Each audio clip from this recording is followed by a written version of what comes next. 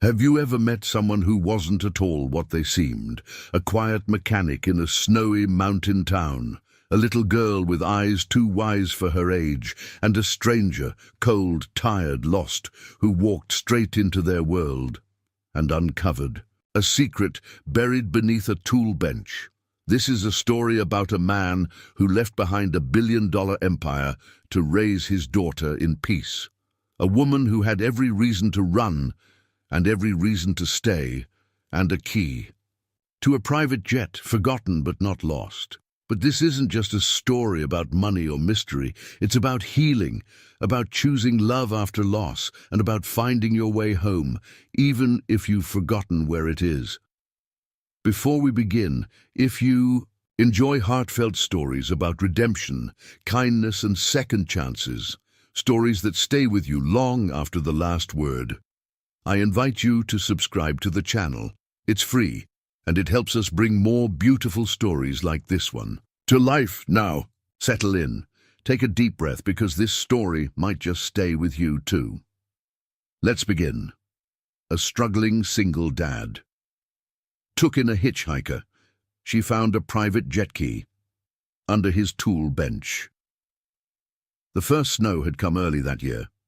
It fell in thick, quiet sheets across the mountains of western Montana, blurring the pine trees into shadows and cloaking the highway in a coat of treacherous white. Inside his garage, Tom Bennett wiped his grease-stained hands on a rag, listening to the storm beat against the roof like the ticking of an old clock, the kind of sound that reminded him how long winter could last. "How much longer, Daddy?" A voice came from the corner where a little girl, no more than 9, sat curled up in an oversized sweatshirt, her bare feet tucked beneath her on the folding chair. Her name was Lily, and she had her mother's eyes, gentle, wide, full of quiet questions. Tom glanced over his shoulder and smiled. 10 more minutes. Promise.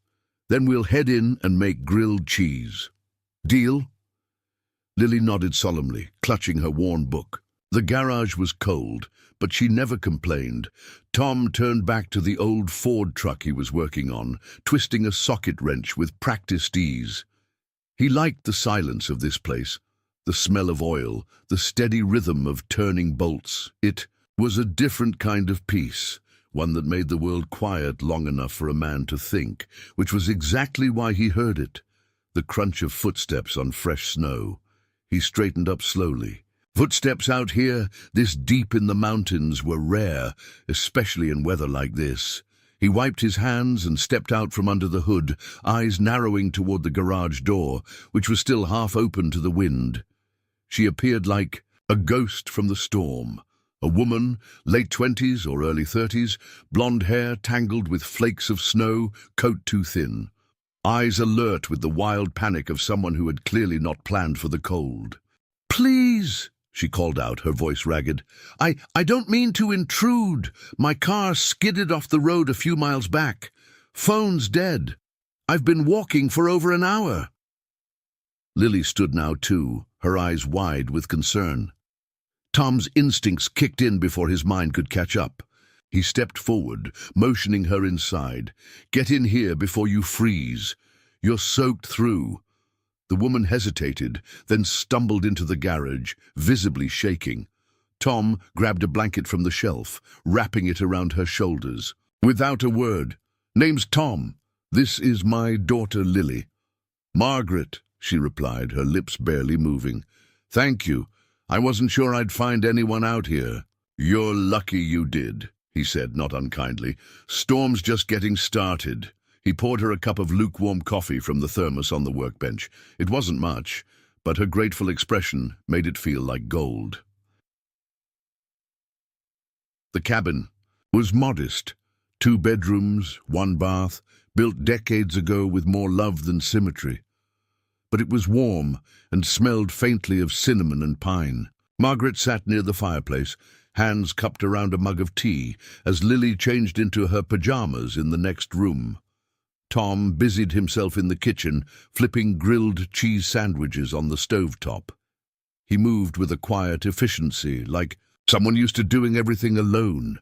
"You live way out here by yourself?" Margaret finally asked. Tom nodded. Just me and Lily. No neighbors, he shrugged.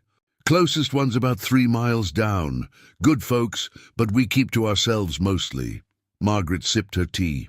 She studied him. Tall, built like a man who worked with his hands, but with a calmness in his voice that didn't quite fit the usual small-town mechanic type. His eyes, a deep grey blue, seemed older than his face, like they'd seen more than their share. "You always been a mechanic?" she asked. Tom hesitated just long enough for her to notice. Then he nodded again. More or less, a lie, she sensed. Or maybe just a half-truth. Margaret was asleep in the guest room, really just a cot in Tom's office, but the blankets were warm and she was too tired to care. Lily had drifted off hours ago, curled up with her stuffed bear and the nightlight, humming softly by her bed. Tom sat alone by the fire, a mug of coffee cooling in his hands. Outside, the storm raged on, but inside, the silence had a different weight now. He looked toward the hallway, then stood and walked to the old tool bench in the garage. It was something he rarely touched anymore, not since he knelt down, opened the bottom drawer, and pulled out a small, unmarked metal box.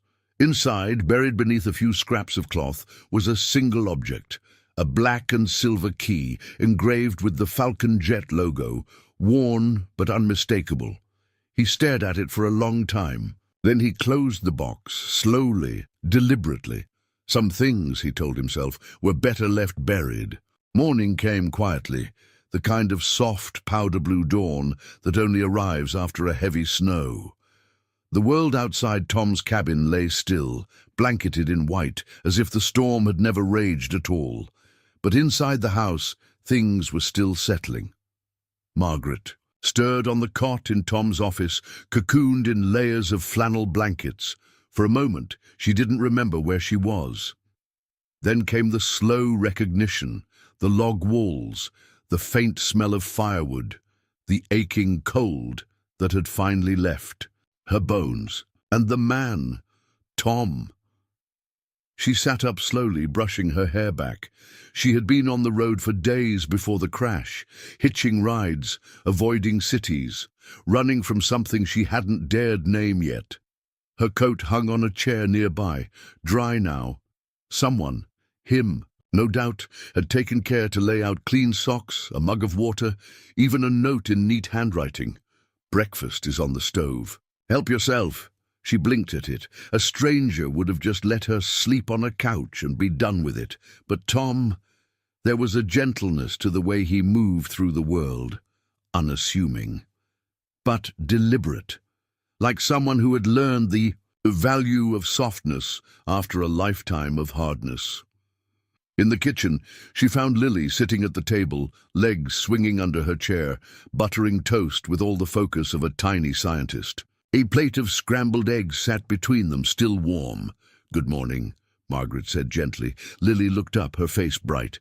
"Hi. Daddy said you could have the eggs. He went to help Mr. Delaney shovel snow." Margaret smiled. "That's kind of him." The girl shrugged. "He's always like that, helps everybody, even when he's tired." Margaret sat across from her, studying the child's face, so much like Tom's, and yet something else too. An openness. A stillness. "Do you like living here?" Margaret asked. Lily nodded, then paused. "It gets lonely sometimes." "But Daddy says lonely and peaceful are cousins." Margaret blinked. That was a sentence you didn't expect from a 9-year-old. "Your dad sounds very wise," Lily grinned. "He reads old books, like really old ones. And sometimes he talks to the stars when he thinks I'm sleeping." Margaret laughed softly. "Does he?" The girl nodded seriously, then leaned closer and whispered, "He thinks I don't hear, but I do. He tells Mommy everything." The smile fell from Margaret's lips. "Your mum? She died when I was 6. Daddy doesn't talk about it, and much, but he sings sometimes. That's when I know he misses her." Margaret didn't answer right away. She just reached across the table and squeezed Lily's hand. "I'm sorry," she said. Lily gave a soft, grown-up shrug. "It's okay. Daddy says love doesn't leave, it just changes its clothes. Later that day, while Lily napped in a sun-warmed patch of carpet, Margaret wandered into the garage again. Curiosity tugged at her like wind through an open door. She wasn't nosy, not really, but something about Tom's quiet, thoughtful eyes told her he had stories buried deep. The place was orderly in a rugged way. Wrenches hung neatly, a half-dismantled snowmobile sat in the corner, and a wood stove ticked softly in the background. Her eyes drifted toward the old tool bench. Something about it caught her attention, an age-worn surface, burnished from years of use, but too pristine to be just an old table. There was care in every nick, every stain, a story written in wood grain. Out of habit, she opened the middle drawer. Nothing unusual, screws, bolts, a frayed measuring tape. Then the bottom one, slightly stuck. Inside, she saw what looked like an old cigar box, heavy. When she lifted the lid, her breath caught a key, sleek, silver and black, engraved with the name Falcon Jet. The logo was unmistakable. She'd grown up around that world. Her father had business partners who flew private, talked in quiet tones over whiskey and contracts. She remembered the logo from glossy magazines and cocktail parties where no one made eye contact with the waitstaff. What was a Falcon Jet key doing in the workbench of a mountain mechanic?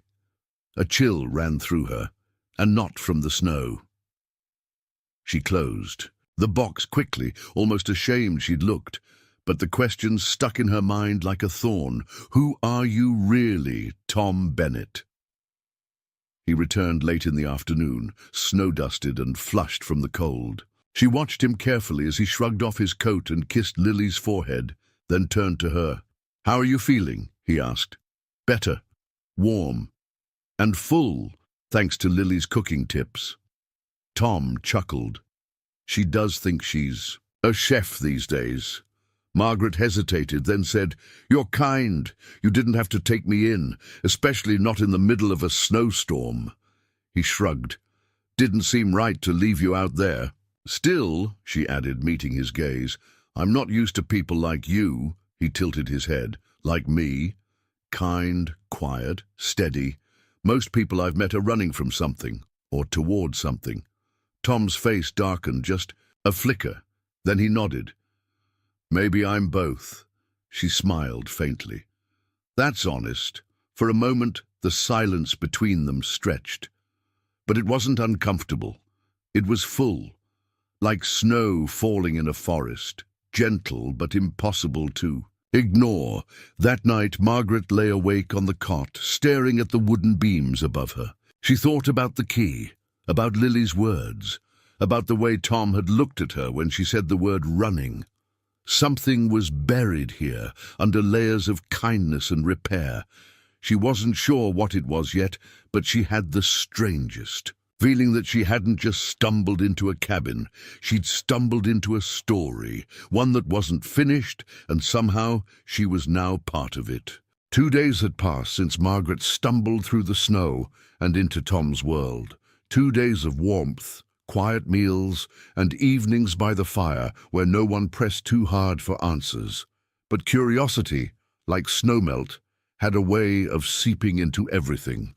Tom hadn't asked a single question about where she came from or what she was running from. That made Margaret trust him more, and also made her want to know his story, because no one lives that simply unless they're hiding something. That afternoon, while Tom took Lily sledding on the slope behind the cabin, Margaret returned to the garage. She didn't mean to snoop, at least not in the way people usually mean when they say that, but something about that Falcon Jet key hadn't let go of her thoughts. Not just because it was expensive, not just because it was strange, because it didn't belong here. She approached the tool bench with a cautious step, like someone walking into an old church. Reverent, careful. The box was still where she'd left it. She opened it again, slowly. This time, as if she half expected an alarm to go off, there it was, sleek and heavy in her palm, with a subtle glint of engraved steel. She ran her thumb along the edge of the key, Falcon Jet, the brand known for building luxury aircraft for the world's elite, private terminals, seven-figure price tags, custom leather interiors. It was the kind of thing her father had once sneered about over drinks. Those Silicon Valley boys and their toys, he used to say. More money than sense. So what was this key doing here, in a garage where the most valuable thing was probably the snowmobile engine rusting in the corner? Margaret pulled her phone from her coat pocket, tapping the Falcon Jet name into a search bar. With a little digging and a few guesswork serial numbers from the side of the key fob, she found what she wasn't ready for. Tail number, N637FJ. Model, Falcon 2000S. Owner, prior registration, Thomas Bennett. She stared at the screen, her mouth dry. Tom Bennett owned or had owned a $30 million aircraft. She blinked at the screen again. Her stomach twisted. Maybe it was a mistake, a coincidence, but deep down she already knew it wasn't. The man who had patched her jeans, grilled her toast, and read bedtime stories to his daughter by firelight was not just a good-hearted mountain mechanic. He was, or had been, someone very different. When Tom and Lily returned, snow-dusted and laughing, Margaret watched him carefully. She tried to see him differently, but she couldn't. He still moved like Tom, still wiped Lily's nose with a napkin tucked in his coat pocket, still smiled with that quiet, inward kind of peace. Later, while Lily built a snow fort outside the window, Margaret leaned against the kitchen counter, mug in hand. "You ever fly?" she asked casually. Tom's head turned slowly. "Fly? Planes? Jets?" He paused. "Not in a long time." That answer was too precise. Not no, but not in a long time. She nodded, sipping her tea like the conversation meant nothing. "Funny, my dad used to do business with people in the private aviation world. A Falcon Jet key was like a secret handshake." She glanced sideways at him. Tom said nothing.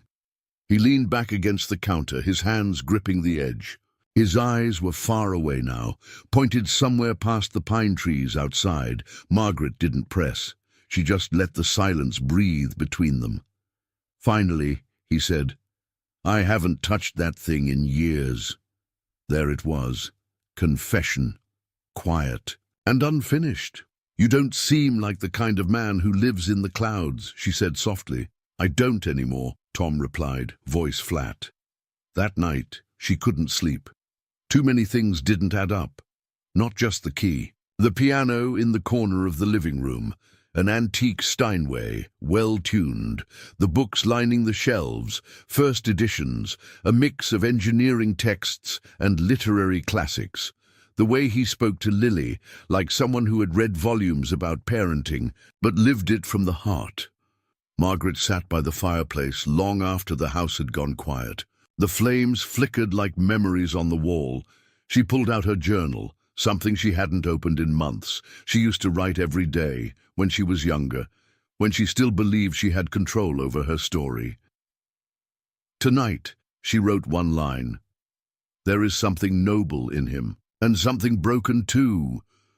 The next morning, Tom stood by the back porch, sipping coffee from his dented thermos as the sun melted the edges of snow off the pine branches. Margaret joined him, arms folded tight against the cold. "Nice view," she said. "Best one for miles?" She hesitated, then said it. "I found the key." Tom didn't flinch. "I looked it up," she continued. "I know you owned that jet."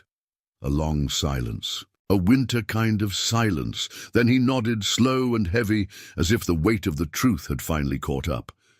"I did," he said. She waited. "I used to be someone else," he added. "And now?" He turned to her, his eyes steady. "Now I'm just a dad." The next morning brought a calm so still it felt like the world was holding its breath. Outside, the snow had settled like a thick quilt across the hills. Smoke curled from the chimney as Margaret sat at the small kitchen table, watching Lily draw pictures in a spiral-bound notebook. "What's that one?" Margaret asked, leaning over the table. Lily looked up and smiled. "It's our house, and that's Daddy. That's me. And that's you. Margaret blinked. Me? Uh-huh, Lily said matter-of-factly. You're the one by the tree, with a book. You look happy. Margaret studied the child's version of her. Bright yellow hair, a red scarf, a wide smile. She hadn't thought of herself that way in a long time. Do you draw often? She asked. Only when I feel something. What do you feel now? Lily shrugged. Safe. Margaret's throat tightened unexpectedly.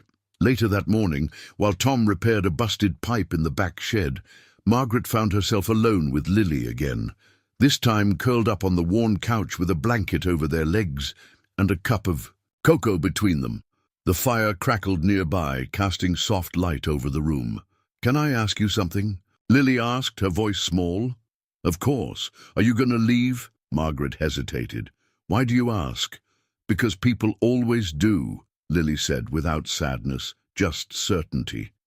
Daddy says it's just part of life. But I don't think he really believes that. Margaret looked into the girl's eyes, so open, so earnest. She wasn't sure how to answer.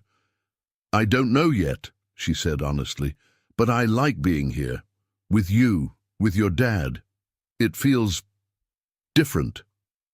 Better. Different or scary, different. Better, Margaret said softly. Much better. Lily nodded like she understood something far older than her years. Then, without warning, she leaned her head on Margaret's shoulder. They sat like that for a long time. No words needed, just the warmth of trust, filling the spaces that had been cold for too long. Later that day, while cleaning the bookshelves, Margaret came across a photo tucked behind a stack of novels. It was slightly faded, the edges curling. A woman, mid-30s, chestnut hair pulled back in a soft bun, eyes bright with life, stood smiling next to Tom, who looked 10 years younger but already wore the same quiet gravity he carried now. Between them, a toddler sat on Tom's shoulders, giggling. The little girl's expression was unmistakable. Lily. It was the first time Margaret saw the missing piece of this home, and now she could feel it, in the spaces they never spoke about, the kind of love that leaves shadows. Tom entered the room, just as she was sliding the photo back. She was beautiful, Margaret said gently. Tom paused, the air shifting. She was, he said, stepping beside her. Her name was Elise. She was everything this house ever needed. How long has it been? 3 years. Cancer. The kind that doesn't ask questions first. Margaret nodded, keeping her eyes on the fireplace. Lily talks about her. She remembers. She was 6 when Elise passed. She remembers more than I thought she would. Sometimes I think she carries more than she should. Tom took a breath. I tried to do it right, you know. Step away from all the noise, the money, the headlines. I didn't want Lily growing up in a world where every smile had a price tag.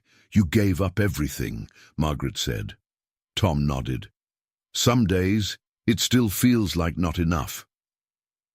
That evening, Lily insisted on reading bedtime stories to Margaret instead of the other way around. She pulled out a tattered copy of The Velveteen Rabbit and curled up at the end of the couch, reading in soft, deliberate tones. When she finished, she looked up and said, "You know what's my favorite part?" "What's that?"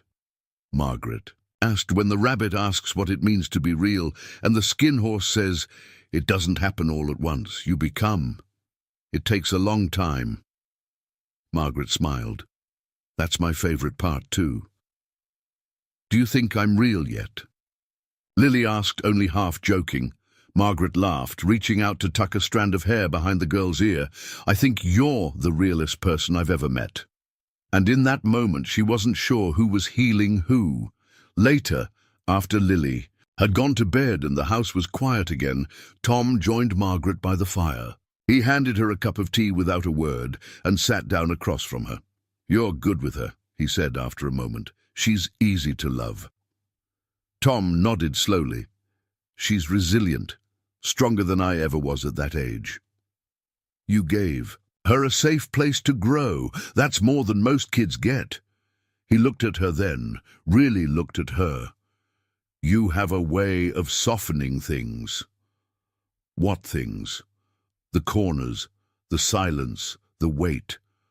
Margaret felt something shift inside. Something tender and unfamiliar. "You've built something good here, Tom," she said. "Even if it's different than what you thought your life would be." He studied her for a moment, then said, "Sometimes I wonder if I've just been hiding." "And sometimes," she replied, "hiding is what keeps us alive long enough to come back out."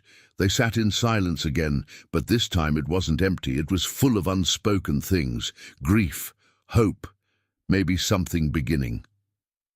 Outside, snowflakes drifted gently past the window like memories falling back to earth. And inside, a little family, formed by chance, mended by kindness, was slowly, almost imperceptibly, becoming something real. The snow had begun to melt by the end of the week. Not quickly, not enough to turn the dirt road to mud, but just enough to make the trees weep icicles and the roof drip in steady rhythm. Inside the cabin, it smelled faintly of wood smoke and coffee, and the world felt softer somehow, less like winter, more like waiting. Tom had planned to spend the day fixing the engine on old Mr. Delaney's snowplow down the road, and Margaret offered to tag along, curious to see the part of the world Tom never talked about but quietly maintained. Lily was at the neighbor's house across the way, baking cookies and bossing around their golden retriever with the authority of a queen. That left Tom and Margaret riding side by side in his truck down the snow-dusted back roads of the valley. "Ever get tired of all this quiet?" she asked as they drove. Tom glanced over at her. "Not once." She smiled. "You're a rare breed, Tom Bennett."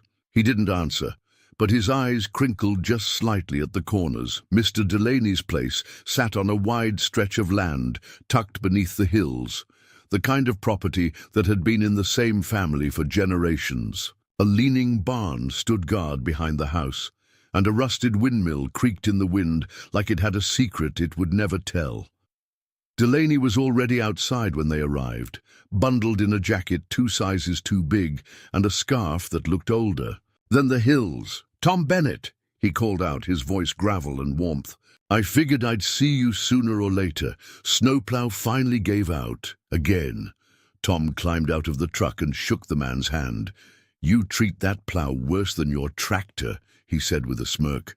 "I treat everything equally bad," Delaney said with a wink. Margaret stood to the side, watching them with quiet interest. There was something easy about their exchange, the kind of banter that only came with years of quiet help and few words. Tom got to work immediately, lifting the hood and disappearing into the tangle of old wires and frost-bitten bolts. Delaney turned to Margaret and smiled. "You the guest?" "I guess I am," she said. "I'm Margaret." "Well, you're braver than most. Not many folks come out here voluntarily." Margaret smiled, folding her arms. "Let's say I didn't exactly plan it." "Ah," Delaney nodded knowingly. "Life's better when it doesn't go according to plan. Just look at that boy there." She glanced at Tom, who was elbow-deep in machinery. "He's quiet," she said. Delaney chuckled. "Always has been, except when he was someone else." Margaret turned to him slowly. "Someone else?" The old man squinted toward the horizon. "You didn't hear it from me, of course. Not that I know much. Just enough to keep a little respect in my bones." She waited, heart nudging against her ribs. "I don't know exactly where he came from. Just that he bought this place with cash, no fuss, no explanation. Showed up with a little girl, a box of tools, and eyes that didn't blink much. People in town used to whisper. Some still do. Said he was someone big. Before." Margaret's breath caught. "Before what?" "Before he broke," Delaney said simply. She stared at the old man, unsure what to say. "He won't tell you," Delaney added, "but if you stick around long enough, you'll see it."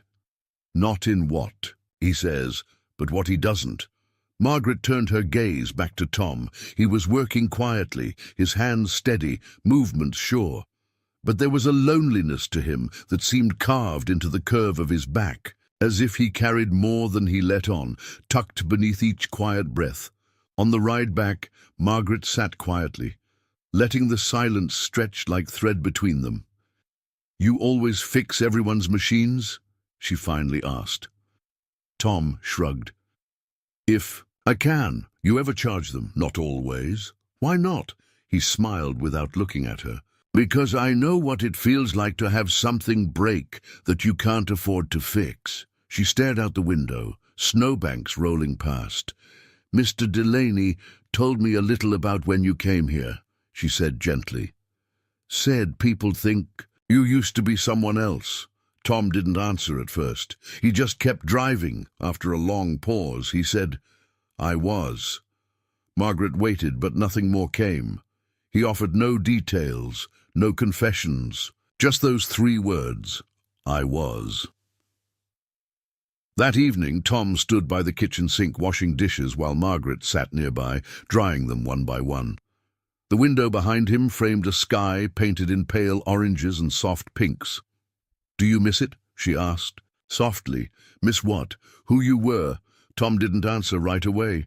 "I miss some things," he said at last. "Flying, building things, knowing what my next 5 years looked like. But most of what I left behind—" He paused. "No, I don't miss that." Margaret dried another plate. "Sometimes I think people hide not because they're afraid, but because they're tired." Tom glanced at her. "Maybe it's both." They stood there for a while, the light fading behind them, the house growing quieter with every passing moment. In the next room, Lily played a soft tune on the piano, a lullaby neither of them recognized, but both felt in their bones. As the last note faded into silence, Margaret looked at Tom. "You know," she said, "when I first got here I thought you were just a good man trying to make ends meet in the middle of nowhere." He smiled faintly. "And now?" "Now I think you're a man trying very hard not to be found." Tom didn't smile this time. He just met her eyes and said, "Maybe. Or maybe I'm just trying to figure out if being found is worth the risk." And neither of them said another word for the rest of the night. Margaret hadn't meant to dig. She'd promised herself that. After all, Tom had offered her nothing but kindness, a roof, warmth, safety. And not once had he asked where she'd come from or what she was running from. But there was a difference between prying and trying to understand, and after what Delaney said, before he broke, Margaret couldn't shake the feeling that Tom's story wasn't just complicated. It was important. So that night, long after Lily had gone to bed, and Tom retreated to the garage to tinker with something he claimed was almost interesting, Margaret sat down with her laptop and did the one thing she swore she wouldn't. She searched his name. It was innocent at first. Just Tom Bennett, Montana. But she came up with nothing. Too many Bennetts, too many empty trails. Then she remembered the jet key. Falcon jet. The tail number she had seen engraved on the side, N637FJ. She typed it in. The screen flickered, and then registration, Falcon 2000S, owner of record, archived, Thomas J. Bennett. Her breath caught. She followed the link further, tracing archived aviation records, cross-referenced articles, corporate filings. And there, suddenly, like a door swinging open in her chest, was the man she knew staring back at her from a world she didn't recognize. Thomas Bennett, founder and former CEO of Velocity Aerotech, disappeared from public view after the tragic death of his wife, Elise Hammond Bennett, in a company test flight gone wrong. Bennett had built his company from a garage startup to one of the leading players in next-gen aviation software. His departure sent shockwaves through the tech and investment world. He was last seen publicly in Denver 3 years ago. The article included a photo. He looked younger, cleaner shaven, but it was him. The same eyes, the same quiet intensity. Margaret sat frozen. A dozen feelings crashed against each other. Disbelief, awe, confusion, and a flicker of something like betrayal. He had disappeared, chosen to vanish, and somehow she'd stumbled into the life he'd built from the wreckage. When Tom returned to the house, brushing snow from his sleeves, she didn't say anything. Not right away. He looked tired. Not in the way a man is tired from labor, but from memory. They moved through their usual motions. Tea, firewood, quiet conversation, but Margaret was no longer simply in the moment. She was watching it, watching him, watching what it meant for someone to walk away from an empire and become a man who knelt to tie his daughter's boots and baked muffins from boxed mix. It wasn't the money that unsettled her. It was the pain that had to come before he left it behind. The next morning, while Lily played outside making snow angels, Margaret joined Tom at the woodpile, helping stack firewood into a steel bin. The air was crisp and bright, but the conversation was not. "I know," she said quietly. Tom paused, mid-motion. "Know what? Who you are, who you were." He straightened slowly, brushing snow off his gloves. "How?" "Falcon Jet. Tail number. Your name's still buried in the records, even if you tried to erase it." Tom's jaw tightened. "He didn't speak. Velocity Aerotech," she added. "That was you." Tom stared at the tree line for a long moment. Then he dropped the last piece of wood into the bin and said, "I figured you'd find it eventually. That's all you're going to say?" "What do you want me to say?" She stepped closer, the cold forgotten between them. "I want to understand why you never told me. Because people change when they know," he said, voice low. "They treat you different. They expect things. Admiration, anger, a comeback story, something. And you didn't want that?" "I didn't want anything except to be a father. A decent one. Away from the noise. Away from headlines that said my wife died because I pushed too fast. Because I didn't run enough simulations. Because I was too proud to listen to the engineers who told me to wait." His voice broke slightly. "Just once.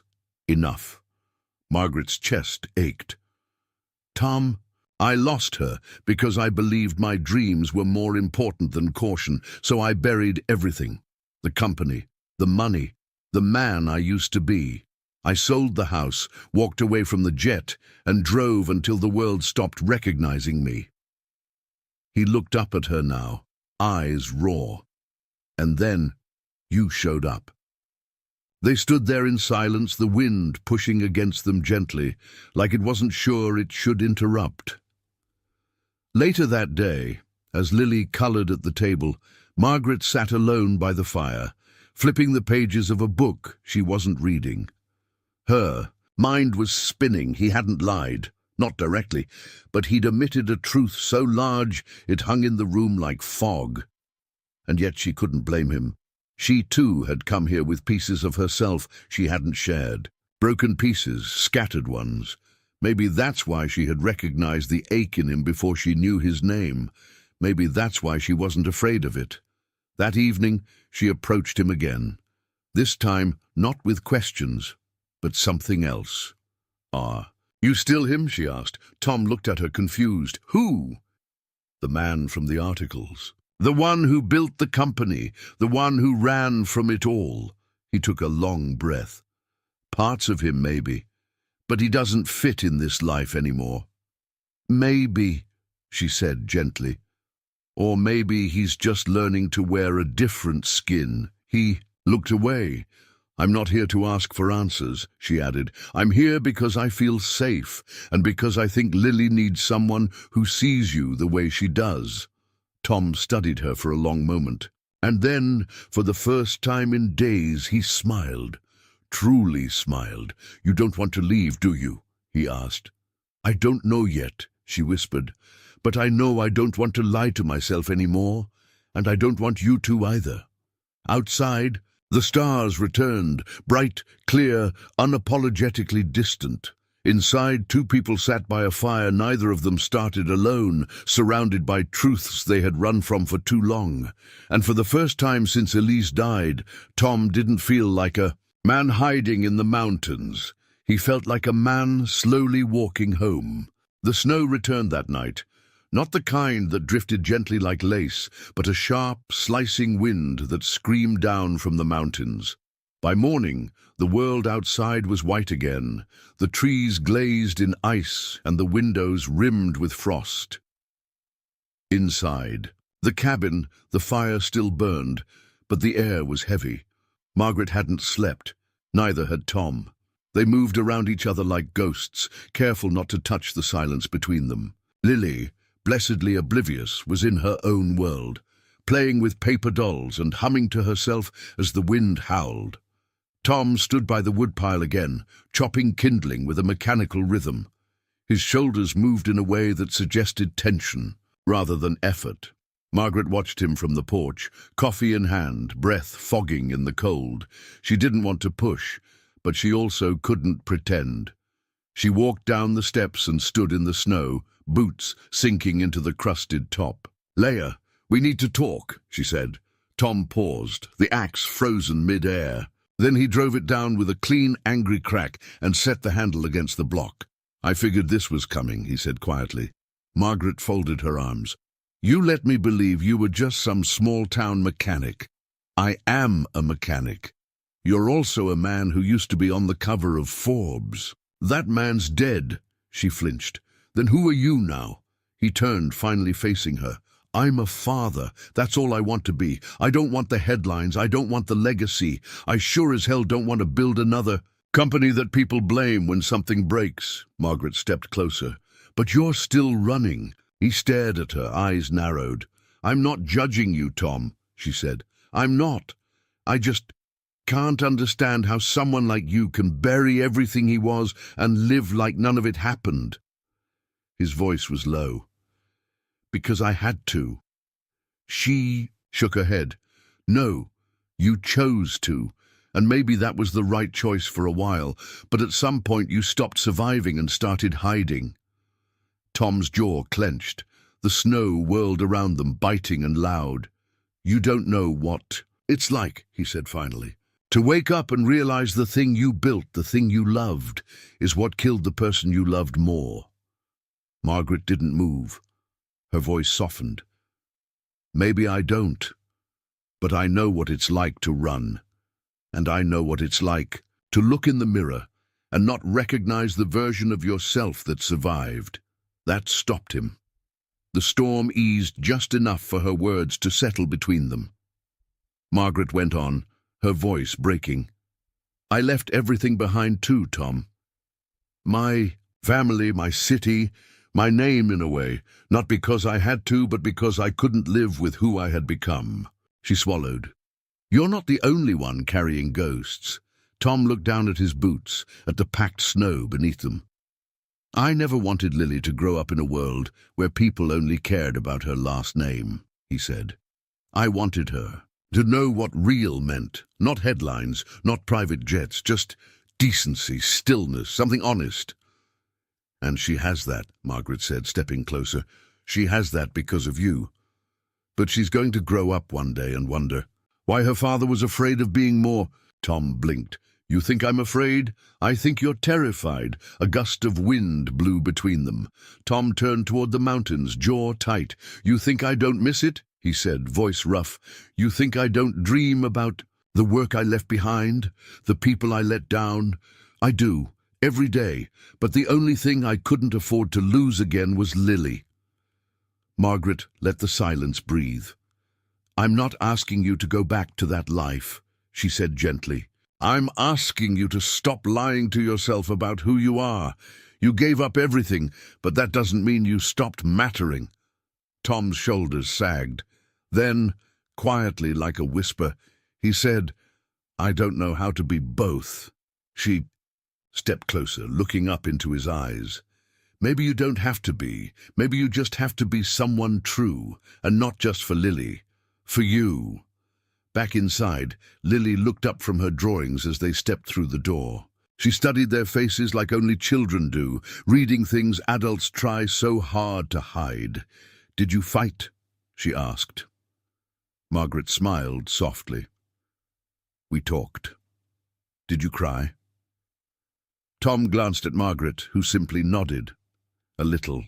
She said. Lily nodded too. That's good. Daddy always says people who don't cry get stuck. Tom blinked, caught off guard.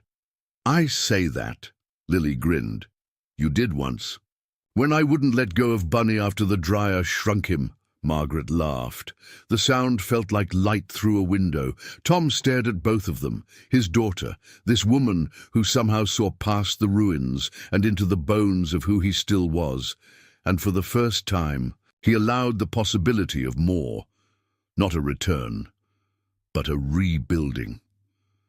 That night, after Lily fell asleep to the sound of wind in the chimney, Tom sat on the porch with Margaret, a blanket across their laps, a silence between them no longer thick with a fear.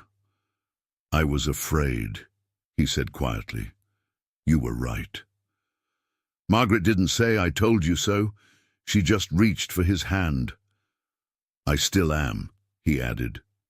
We all are, she whispered. But for the first time, he said, it doesn't feel like it has to last forever. And from the stillness, something began to thaw, not the snow, but the past. The snow had softened by morning, the kind that glistened instead of biting, that coated every branch and fence post in gentle white lace. It was the kind of winter day that made silence feel sacred. Tom stood by the window, sipping his coffee, eyes tracing the line of pines that framed the back hills. Margaret was still asleep, curled on the couch under the thick wool blanket he kept for the coldest nights. Lily sat at the table, drawing as usual. Today, two people holding hands under a tree that looked suspiciously like the one outside the kitchen. Daddy? She asked without looking up. Yeah, sweetheart? Can you take Miss Margaret to the hill today? Tom frowned slightly. What hill? She looked up. The one. Her hill. He went still. Then he smiled softly, almost painfully. We'll see. Lily returned to her sketching, but the words had already reached something deep inside him.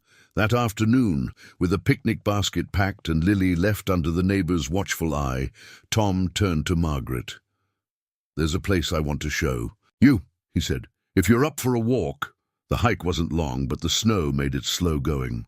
The trail twisted upward through a patch of evergreens and flattened out into a clearing that opened like a breath held too long. Margaret's step slowed as she took in the view, a wide, sweeping ridge that overlooked the valley below. The sun, hanging low behind clouds that glowed pale gold. At the edge of the clearing stood a single wooden bench, weathered, quiet. She picked this spot, Tom said softly. Elise, he nodded, said it was where the sky came closest to Earth. She used to come up here when the chemo got too hard, said it made her feel like she wasn't sick anymore. Margaret didn't speak. She followed him to the bench and sat beside him, her hands folded still. We bought this land long before the company got big. It was supposed to be our escape from the noise. Back then, I still thought I could have both, ambition and peace. He smiled without humor. Turns out, I wasn't very good at balancing. Margaret looked at him, her voice low. She was the one who kept you grounded. Tom's eyes stayed on the sky. She was everything. The morning after she died, I came. Up here, Lily was still asleep. I sat on this bench and promised her I'd raise our daughter right. Without headlines, without boardrooms, without the machine chewing her up. He paused. So I disappeared, sold everything, bought this place outright, packed a duffel bag, and Lily's favorite stuffed rabbit and drove until the noise stopped. Margaret felt her chest tighten. You don't regret it? She asked. Tom exhaled. Not for a second, but sometimes... He looked at her now. Sometimes I wonder if I stopped living when she did. Margaret placed her gloved hand gently over his. I don't think you stopped living, she said. I think you paused. Tom let her words settle like snow on branches. They sat in silence for a while, sharing the stillness Elise had once loved. A hawk circled in the distance, silent wings cutting across the pale sky. You're the first person I've brought up here, he said after a while. Margaret blinked. Really? Not even Delaney, not my sister when she visited once, just you. She looked at him, then at the view, and whispered, "Thank you." Tom's gaze stayed on the mountains. "I didn't know how much I needed to come back here until Lily said it this morning. She remembers, not the sickness, but the place. Elise made sure of that." Margaret smiled. "Your daughter's remarkable." "She is," he said. "She got Elise's heart. My worry." "She's lucky," Margaret replied, "to have had Elise and to have you now." Tom turned to her slowly. "I don't know what I'm doing most days. I try. But sometimes I worry I'm raising her in a bubble, that I've built this life so carefully to avoid pain that I might be keeping joy out too." Margaret's voice was soft. "That's the thing about love. You can't close the door on pain without closing it on joy too." He nodded. "You've been through it too, haven't you?" She looked down at her gloves. "In a different way. Mine wasn't loss. It was disillusionment, realizing the people who were supposed to love me only knew how to control, and realizing I'd spent years pretending I was okay with it." Tom studied her, quiet admiration behind his eyes. "You're not pretending anymore," he said. "No," she whispered, "not here." As the sun dipped lower, they packed up and began the walk back, their steps falling into a rhythm neither had to think about. Side by side, no longer strangers orbiting each other's wounds, but companions, perhaps, on the road towards something new. At the cabin, Lily ran to greet them with chocolate on her face, and news of a snowman as tall as a grizzly. Tom scooped her up, spinning her once, laughter filling the air. Margaret stood back for a moment, watching the two of them, father and daughter, light returning to their faces like dawn after a long, dark night. That evening, Tom pulled out a dusty photo album and placed it on the table. "I think it's time she knows more about her mom," he said, opening the first page. Lily climbed onto his lap, and Margaret sat beside them. They spent the night flipping pages, telling stories, filling in blanks with laughter and tears. Margaret learned Elise's favorite pie was lemon meringue, that she couldn't whistle, loved sad French films, and once sang off-key at their wedding just to make Tom laugh. And somewhere between the photos and the firelight, Margaret understood something. This wasn't a house with a missing piece. It was a house with room for one more. The days that followed were strangely quiet, not because the house lacked noise, but because the noise inside had settled. Tom smiled more. Lily laughed louder. Even the fire seemed to burn with steadier warmth. The cabin, once just a refuge from a storm, now felt like something more, like a home built not just from wood and stone, but from second chances. And for Margaret, it had become the first place in years where her guard had come down without her permission. She'd stopped checking her phone. She'd stopped looking over her shoulder. She'd started to wonder what staying might look like.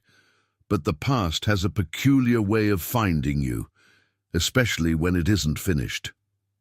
It came in the form of a voicemail. Margaret had been folding laundry when she remembered her phone, dead and untouched in her coat pocket for days. She plugged it in, not expecting much, but as the screen blinked to life, a red icon stared back at her. 3 missed calls, 1 voicemail. She hesitated, thumb hovering over the play button. She didn't want to hear it. Whatever it was, it didn't belong here, not in this new, quiet world. But she pressed play anyway. "Margaret, it's Carol. Listen, I know you didn't want to be found, but your mother had a stroke. It's not good. She's in ICU at Mercy General. She's asking for you. Please, just come home. If not for her, then for yourself." The message ended in static. Margaret stood frozen, laundry half-folded, the room suddenly tilting in quiet betrayal. Her mother, after all these years, after the fights, the distance, the silence. Now she was asking for her. Why now? She didn't tell Tom right away. She went for a walk first, alone, boots crunching in fresh snow, scarf pulled up to her chin. The air was sharp, clean, but her mind was clouded. She'd spent years building a life around not needing her family, around not needing anyone. But in a single, breathless message, she'd been pulled back into a story she thought she'd burned. Years ago, by the time she returned to the cabin, the sun was starting to fade. Tom was sitting at the table, Lily next to him, both of them working on a puzzle that looked about 20 pieces too complicated for either of them. "You okay?" he asked gently. She tried to smile. "Failed. I need to talk to you," she said. Tom stood. So did something inside him. They sat across from each other in the quiet living room, fire casting low shadows on the walls. "I got a message," she began, "from my sister." Tom said nothing, but his eyes didn't leave hers. "My mom had a stroke. She's in the hospital in LA. Still, he didn't speak, he just waited. She's asking for me, which is surprising." Tom leaned forward. "Are you going?" Margaret exhaled. "I don't know." Silence. Tom nodded slowly. "You should. If it's something you need to face, then go. You'll never forgive yourself if you don't." Margaret looked at him, startled. "That's not what I expected you to say." He smiled, tired. "I've run away from enough to know what happens when you don't go back." She reached for his hand. "I don't want to leave this." "You're not," he said gently. "You're just stepping out of it.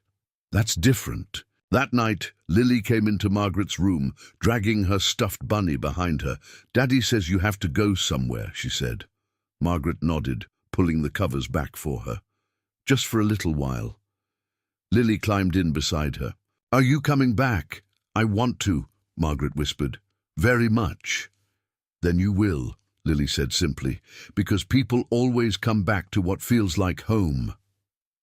Margaret couldn't speak. She just held the child tightly, wondering when she had become someone worth missing. The next morning, Tom helped load her bag into the truck. The sun had barely risen, but the sky was pink with promise. The air was sharp and full of the kind of silence that says goodbye without speaking. "I can drive myself to town," she said. "I know," Tom replied, "but I want to take you." They didn't talk much on the ride. At the edge of the town where the bus would take her to the airport, Tom pulled over. He turned toward her, his voice low. "You don't owe me anything. Not even a promise." Margaret shook her head. "But I want to make one." Tom waited. "I'm not running.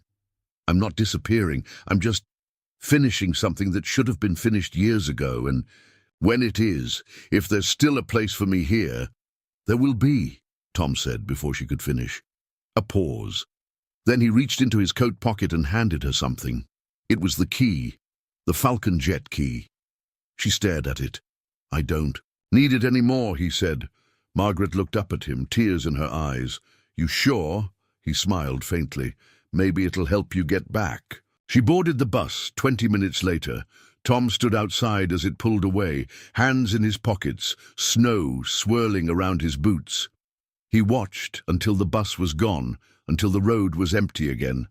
And though the wind bit at his coat and the cold pressed against his skin, he stayed there for a long time, because sometimes, when you finally opened your heart to someone, the hardest thing isn't letting them in, it's letting them go, and trusting they'll come back. The first snowmelt came early that year.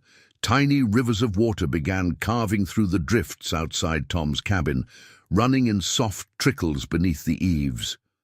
The air carried hints of pine sap and thawing earth. The firewood stack was lower now, and Lily had taken to counting birds outside the window, announcing each new arrival like a parade of spring. But something else had changed too, something quieter. Tom moved slower these days, not physically but emotionally, like a man who'd been holding his breath for weeks without realizing it. Every morning he looked at the road, and every night he told himself he wasn't waiting.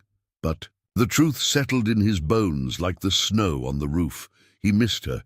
It had been 18 days, 18 breakfasts without her leaning against the counter, sipping tea. 18 puzzles with Lily, none of which felt quite as fun. 18 times walking past the folded blanket on the couch and wondering if it still smelled like her. He'd thought he was done hoping for anything. But then she'd come in from the storm, like a story that refused to end in sorrow, and for a brief, impossible stretch of days, he believed again. Then the call came, and she left. He'd told her to go, and he meant it. But part of him wondered if maybe he'd just taught himself to let go too well. On the 19th day, it snowed again. Late, lazy flakes floated down from a grey sky, covering the thaw like a secret. Lily had gone across the road to bake cookies with the neighbours again, her absence filling the cabin with a kind of hush Tom didn't know what to do with. He sat on the porch steps, coat zipped, coffee growing cold in his hand, listening to the wind move through the trees like an old hymn. Then he heard it, not the wind, not the creek, not even birds. A car. Tires crunching over gravel, slow, familiar. He stood, heart stuttering. The truck pulled into view, his truck, the one Margaret had driven into town nearly 3 weeks earlier. She stepped out slowly, no dramatic gestures, no suitcase, just a satchel slung over one shoulder and a look on her face he hadn't seen before, calm, certain, home. "Hey," she said. Tom swallowed hard. "Hey," Margaret looked around. "Looks like I brought the snow back." "I don't mind it," he said. They stood there for a moment, unsure how to close the distance, until Margaret did the simplest thing in the world. She walked forward and wrapped her arms around him. Tom didn't hesitate. He held her close, chin resting gently on her hair, breathing in a scent he hadn't realized he missed until now. When they finally pulled apart, Margaret smiled. "You left the Falcon jet. Key in the glove box." Tom raised an eyebrow. "Didn't need it. I found my way back without it," she said. Later, inside, they sat by the fire with mugs of tea. Lily had returned by then, and upon seeing Margaret, launched into her arms as if she'd only been gone a few hours. No guilt, no awkwardness, just joy, the pure, unfiltered kind that children give freely when they love someone. Once Lily was asleep, Margaret told him everything. The hospital, the sterile halls, the conversations she'd never thought she'd have. "She didn't change," Margaret said softly. "Not really. She's still sharp, still critical. But when she saw me, there was fear in her eyes, not for herself, but for what she'd lost. She said sorry. Once." Tom listened, hand resting on hers.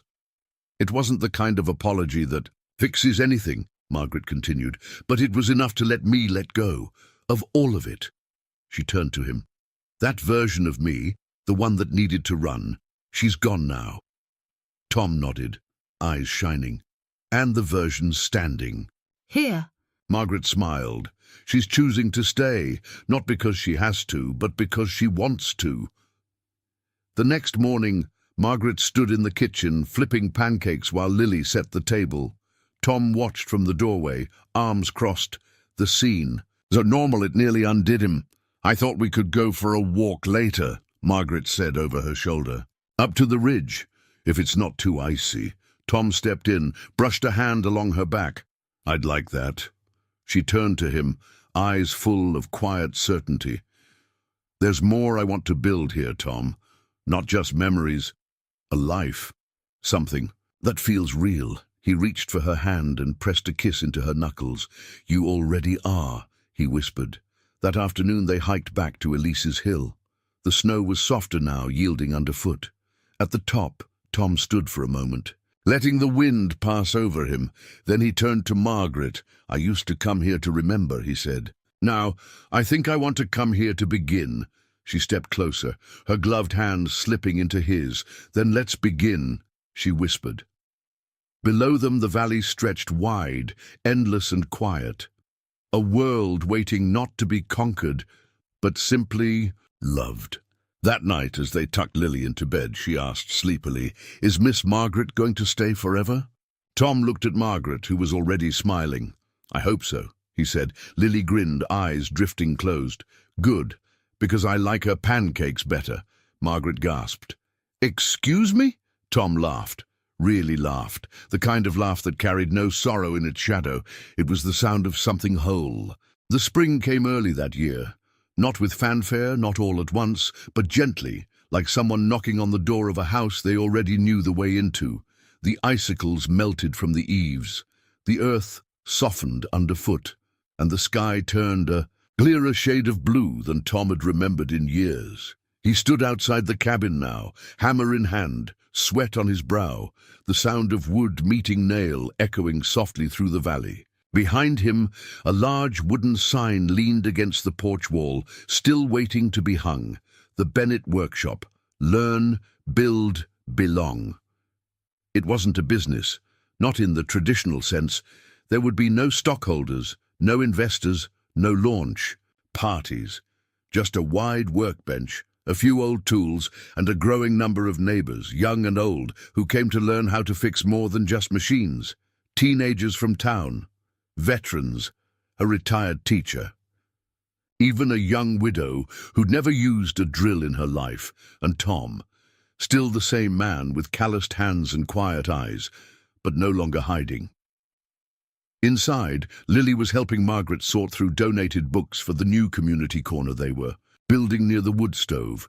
She had declared herself head of story time, a title she'd insisted required great seriousness and glitter markers. Margaret watched the little girl move with purpose and joy, then looked out the window at the man she loved, standing in the sunlight, sleeves rolled, smile easy. She remembered the first time she saw him. Cold, guarded, surrounded by walls made of wood and grief. But now, he had begun again, and somehow, so had she. That afternoon, the townspeople gathered in the clearing behind the house for what Tom insisted was not an official opening. There were folding chairs, homemade cookies, thermoses of strong coffee, and one child who kept stealing all the napkins for reasons unknown. Margaret stood beside Tom as he stepped onto the makeshift porch and looked out at the faces before him. Some familiar, some not, but all willing to be part of something small and meaningful. He cleared his throat, hands in his pockets. "I don't have much to say," he began, voice even. "But for most of my life I thought you had to be big to matter, make noise, be seen, leave your name on buildings." He paused, eyes scanning the crowd. "Turns out, you don't. Sometimes all you need is a place where people feel welcome. A safe place to start over, to rebuild, not just engines, but trust, self-worth, community." Margaret felt her chest tighten, her hand instinctively reaching for his. Tom's voice softened. "This place isn't about what I used to do. It's about who we still can become." A moment of silence. Then someone clapped, and then someone else, and then the whole clearing was filled with the kind of applause that didn't roar, but warmed, like firelight. That evening, after the crowd had left and the sun dipped below the ridge, Tom walked with Margaret and Lily up the hill one more time. The bench was still there. So were the memories, but they no longer carried the weight of loss. They felt lighter now, transformed by the quiet presence of what came after. As they sat together, Lily leaned against Margaret's side, thumb tucked under her chin. "Daddy," she said, "are we a real family now?" Tom turned to her, heart full. "We've always been real," he said, "but now we're complete." They stayed on the hill until the stars came out, scattered like secrets across the night. Margaret tilted her head back, watching the sky. "It's funny," she murmured. "What is?" Tom asked. "How something can fall apart so completely, and still be made into something beautiful." Tom looked at her, eyes filled with the kind of truth only time could carve. "Sometimes," he said, "it has to fall apart so we can choose how to put it back together." Margaret smiled. "Then I choose this." She reached for his hand, he took it, and neither of them let go. In the months that followed, the workshop became more than a building. It became a heartbeat. A widower who hadn't spoken in years started showing up to help build birdhouses. A teenager with a history of fights learned to carve wood. Lily started teaching kids how to read under the tree by the creek. Margaret began offering writing classes on Sunday afternoons, her words no longer hidden. And Tom, he was no longer a ghost in his own life. He was a father, a partner, a builder of broken things. But most of all, he was a man who chose to love again, with everything he had left. On the wall above the fireplace, the Falcon jet key now hung in a small glass case. Not as a trophy, not as a secret, but as a reminder that the past doesn't have to define the future, and that even a man who lost everything can still build something that matters. Now that you've heard the story, I'd love to hear from you. Where are you? Listening from? What part of the story touched your heart the most? Let me know in the comments. I read everyone, and it truly means the world to connect with you. If you haven't already, consider subscribing to the channel for more heartfelt, healing stories like this one. We're building a small but beautiful community here, and you are so welcome to be a part of it. Thank you truly for spending your time with me today. Until next time, take care of yourself and each other.